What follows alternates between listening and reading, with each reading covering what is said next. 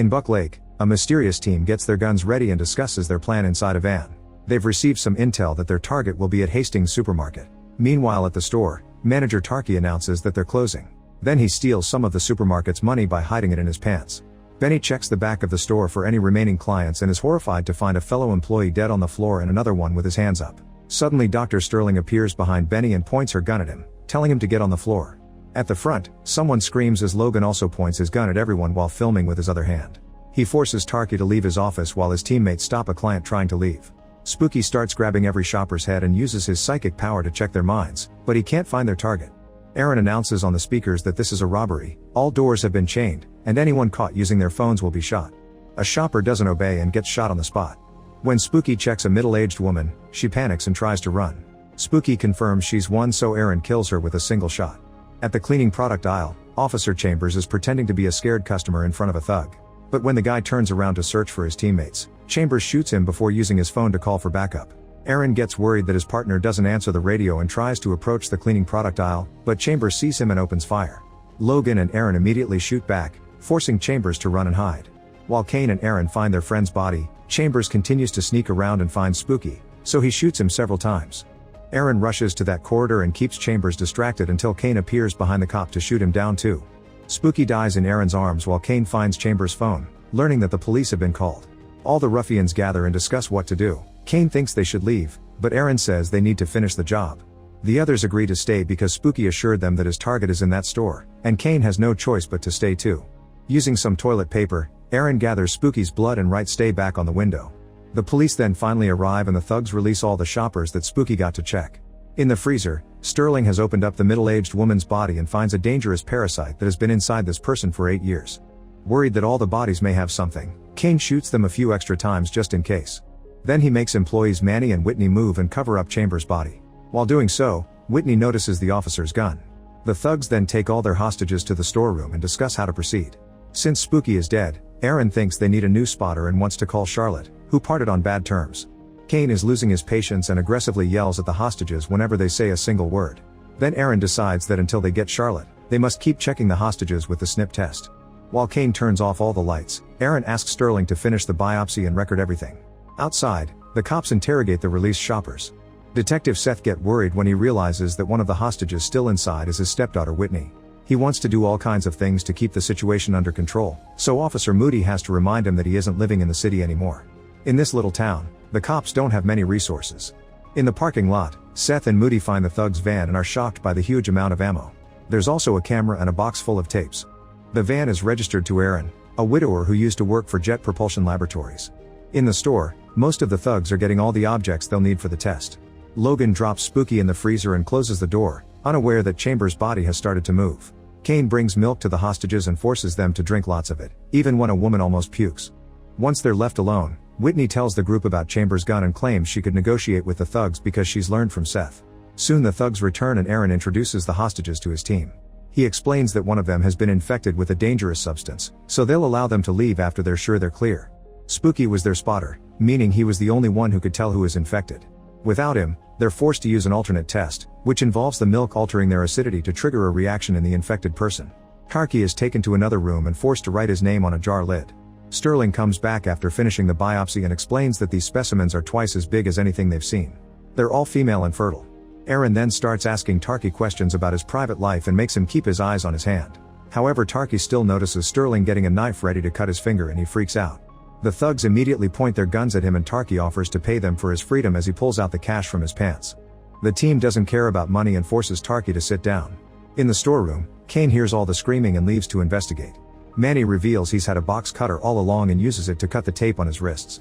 The group discusses what to do next and a teacher mentions he's an excellent marksman, so Benny tells him of a shortcut to the freezer and Manny gives them the box cutter. When Kane comes back, Manny asks to go to the bathroom, but Kane tells him to piss in the storeroom. At that moment, Seth finally manages to call the store and Aaron picks up the phone.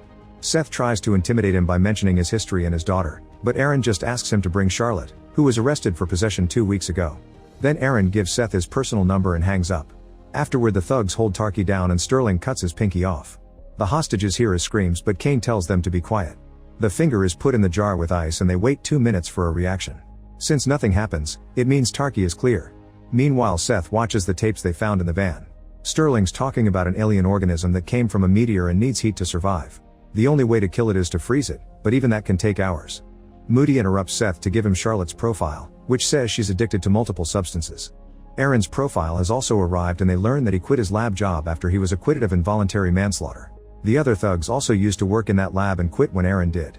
They started some sort of secret club and bought lots of guns. The rest of the lab employees are all dead. Then Seth continues to watch the tapes. This one shows the team running out of the building while a creature roars off camera. There are lots of gunshots and someone dying for not running fast enough.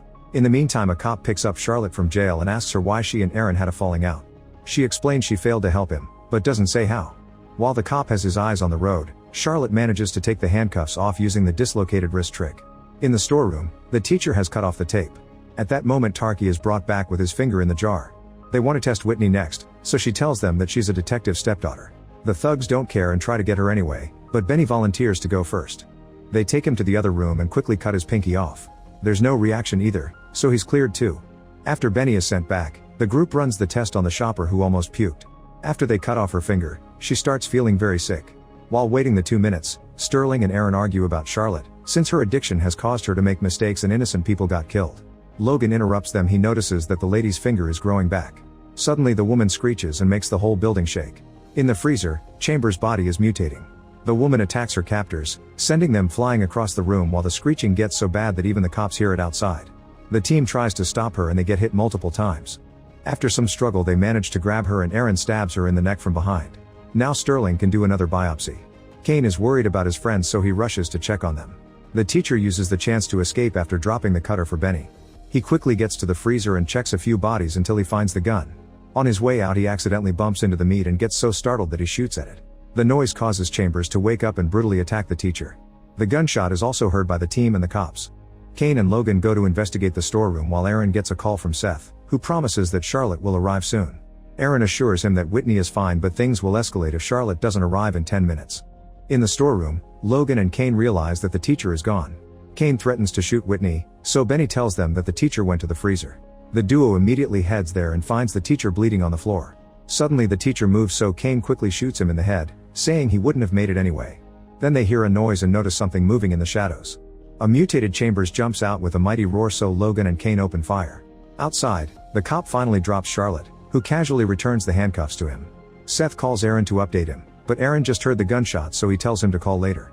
When Seth asks Charlotte for an explanation, she asks for a substance in return. In the store, Aaron tries to contact his friends to no avail. While Sterling stays with the hostages, Aaron runs to the fridge and finds Kane wounded on the floor. Kane explains that Logan is dead, Chambers is the alien king, and he was stung during the fight so he's infected. After Kane says his final goodbye, Aaron kills him with a shot. It's revealed that he had to do the same for his wife. He then rushes back to the storeroom and updates Sterling, asking her to protect the hostages while he looks for the enemy. Meanwhile, Chambers is dragging Logan's body through the store. In the parking lot, Seth gets Charlotte to talk by giving her an officer's medicine, but he has trouble believing that aliens are real. Suddenly they hear screeching and the whole building shakes again, so Charlotte says this should be proof. She then finishes her story. She used to be infected by the aliens, but thanks to all the substances she took because of her addiction, the infection didn't last long. Thanks to this contact with the aliens, she gained the ability to sense them. However, it also means she needs to keep on consuming to prevent the aliens from taking over. In the storeroom, Whitney has cut her tape too. Then Benny distracts Sterling and Manny tackles her from behind. They struggle on the ground until Manny bites her hand and steals her gun. In the main shop area, Aaron finds Logan's body and shoots him in case he's infected. Suddenly Chambers appears behind him, so Aaron runs back to the storeroom. Soon Chambers also appears and hits Manny to throw him back. Aaron immediately opens fire, causing Chambers to run away with Manny's body. Hearing all the shots, Seth keeps calling Aaron, but he won't pick up. Seth wants to break in with his men and Charlotte says it's a bad idea that will only get everyone killed. In the storeroom, Benny picks up Manny's gun and points it at Aaron, ignoring Whitney when she says they should just leave. Aaron asks him to trust him so an angry Benny reminds him they cut off his finger. Sterling raises her hand to reveal she also lost a finger and got it reattached, saying it's necessary. Then Aaron explains that his team came to this location to find the alien king because by killing him, the females won't reproduce anymore and the aliens will go extinct. Seth keeps calling, so Aaron tells Benny that with Charlotte, they could get this done in just 10 minutes. Benny agrees to cooperate and Tarky complains, so Benny aims the gun at him to keep him back. While Tarky fires Benny, Aaron talks to Seth and agrees to exchange one hostage for Charlotte. Then he asks to talk to her and makes her check that Seth is clear. Once she confirms he is, Aaron tells her to let Seth come in to do the exchange and he hangs up. Afterward, Aaron and Sterling prepare for a big fight. Whitney says that she doesn't trust these people, but Benny saw Chambers' mutations and agrees that they must kill the king, getting a scared reaction from Whitney. The group then moves to the storeroom door, only to find it blocked. Now they'll have to take the long way to the back door. As they carefully sneak around the store, they find Manny's dead body on the floor. Aaron shoots him a few times in case he's infected. He also discovers that the back door is blocked too, so they have no choice but to go to the front. After Seth gets a call with a location for the exchange, Mooney complains because he thinks all the cops should be going in and accuses Seth of not following protocol because of Whitney. In the main shop area, the group sees something moving in the shadows. Aaron assures them that the creature isn't smart and the brain must be half dead by now. When they're about to reach the door, they hear the monster roar and rush to hide. Turkey drops the jar with his finger in the process and decides to go back for it. Chambers immediately uses the chance to jump on him and kill him in the dark. Sterling drops Benny and Whitney in the manager's office while Aaron makes it to the front door. He lets Charlotte and Seth in and the men keep the guns pointed at each other. Aaron explains that the hostage he planned to exchange is dead and he needs Seth's help to finish this, so the detective agrees to cooperate while Charlotte locks the door again. She can already sense an alien in the room and says it's very powerful. Suddenly they hear some gunshots and Sterling comes back. She explains she shot Chambers 6 times to no avail. When Chambers runs down the aisle, everyone opens fire at the same time and they still don't kill him. Charlotte senses that Chambers is looking for something, so Seth moves toward the manager's office while the others plan a distraction. Meanwhile, Benny tells Whitney he'll distract the creature while she runs, but she refuses to leave without him. Luckily, Seth finds them first and Whitney runs to hug him. While Charlotte uses her power to get Chambers' attention, Seth takes the duo to the front door. As soon as he opens it, Moody sends his men inside, ignoring Seth's orders. A screech echoes in the area while the cops surround the team. At that moment, Chambers jumps on Aaron and throws him around a few times before starting to beat him up. The cops can't shoot the monster without hurting Aaron, so Seth fires his gun in the air to get Chambers' attention. When the creature turns around to screech at the cops, Aaron stabs him in the neck from behind. After cutting enough to create an opening, Aaron pulls out a horrifying alien from Chambers' body. The creature is small but strong enough to bring Aaron down. They struggle on the ground and Aaron knows he can't win this, so he asks Seth to shoot. All the cops open fire and the alien quickly dies, but unfortunately Seth is severely wounded too. With his last breath, Aaron asks Sterling to end it, so she screams in grief as she shoots her dear friend. Afterward, Seth arrests Sterling, who insists there are still female aliens on the loose. Seth explains he's following the rules and he'll try his best to prove her story to the law. Charlotte checks the alien's body and freaks out when she realizes this isn't the king after all, which she yells on the radio to warn everyone. In the police car, Benny hears the message as well and realizes Whitney is the only one who wasn't checked. He can't leave the car because the door is locked, so he points his gun at her. Whitney turns around and says that she's always loved him as the veins in her face turn black. Benny screams as he dies. Make sure to subscribe and turn on notifications so you can watch more videos like this. Thanks for watching.